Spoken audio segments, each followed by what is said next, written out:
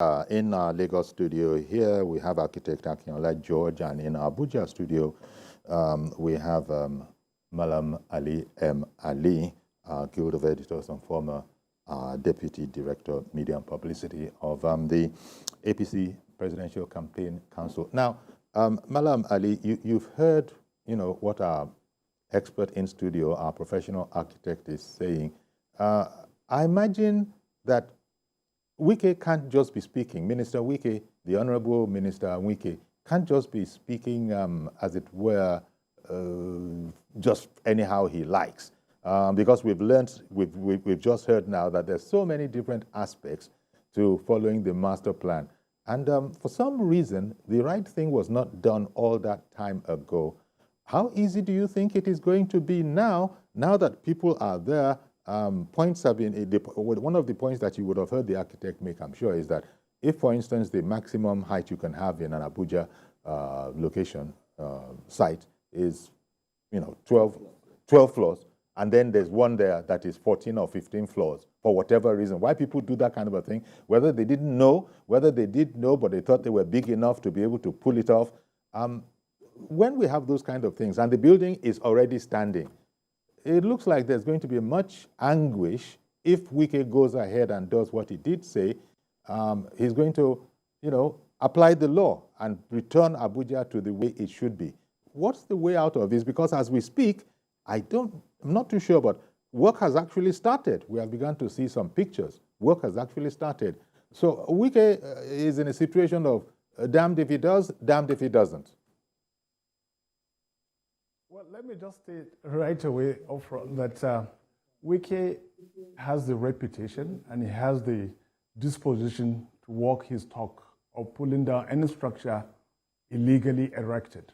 So he has the disposition, he has the will to do what he says he will do. He will walk his talk. In other words, if you violate the master plan or the building plan, or you have 2 extra floors above the approved number of floors, I'm absolutely positive Wike will pull down the structure.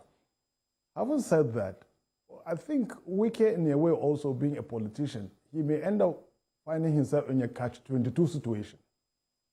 Catch-22 situation in that he may, as an individual, have the capacity to do that. But you soon realize that Abuja, the FCT, is not his state, is not River State. There are so many interests at play. And because he's a politician, unlike El-Rufai at the time he was FCT minister, and he literally became a one-man demolition squad.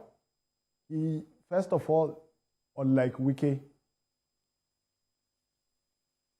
El-Rufai had the training and he had the will, and he was unencumbered by political consideration. El-Rufai, like we all know, is a quantity surveyor. At the time he became FCT minister, he had not betrayed any inclination to towards politics, partisan politics. So he was not burdened by political considerations. There were structures El-Rufai pulled down, which ordinarily, if it were now, El-Rufai of today, probably he would not have done that.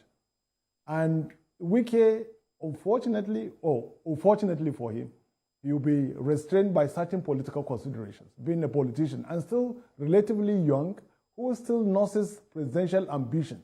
So there will come a situation where you weigh in the political cost of bringing down certain violations, which are already standing. But again, another encumbrance for Wike is the training. He trained as a lawyer. He may be aware of the legal implications that may give him the will to do what is right, mindful of the legal processes involved. But again, because he lacks the training as a quantity surveyor, perhaps, or as an architect, that may be another impediment. But all said and done, I see Wike actually walking some of his talk, not all of it, where violations occur.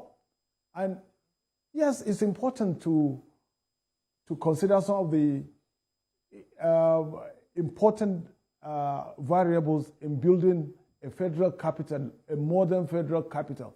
Like the architect rightly pointed out, we find people erecting structures in sewage lines, in electricity lines, and which is a clear violation. Who gave them the approval? But we also know that in the quality control department of the FCT and in certain engineering department, they are compromised. Some of the officials were compromised who may give approval. This is the biggest tax before even Wike now, dealing with the bureaucracy, dealing with people who would ordinarily give approval for others to build on illegal, on places that are clearly illegal, or going beyond the recommended building plan, like going 1, 2 extra floors when there is a ceiling to the floors allowed to be constructed. So it's quite a Herculean tax for Wike, unlike El-Rufai, who superintended over the affairs of FCT 20 years ago. In 20 years, so many things, like they say, a lot of water has passed under the bridge. Some people recall with nostalgia the days of El-Rufai as FCT minister. And what happened in between? Between the time he left office in 2007, for nearly 17 years, people miss the action days of El-Rufai. So these are some of the things that may weigh down or give Wike a boost in